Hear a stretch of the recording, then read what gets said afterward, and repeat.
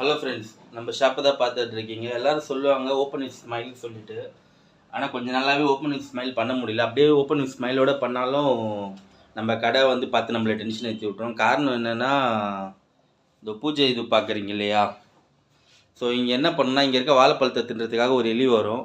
வந்து வாழைப்பழத்தை தின்ட்டு போனால் கூட பரவாயில்ல, மேலே இருக்க படம், அந்த குபேரர் சிலை இதெல்லாம் வந்து தள்ளி விட்டு போயிடும். ஸோ அதனாலே டென்ஷனாக இருந்தது. இதுக்கு என்னதான் தீர்வு அப்படின்னு தெரியாமல் இருந்தேன்.